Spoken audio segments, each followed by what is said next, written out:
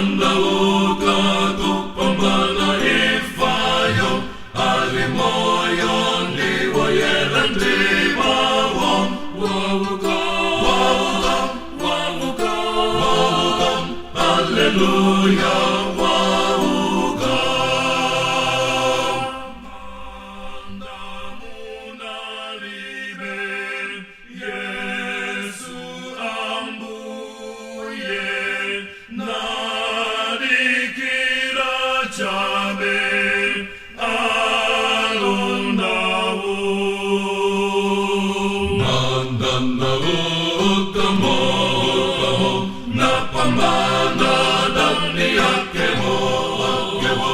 andauka tu pambana ifayo alimoyon liwayelan tibawo wawuka wawuka wawuka alleluia wawuka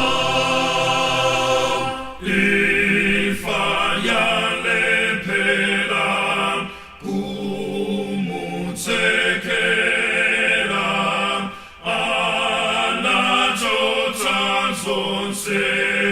zomsingazo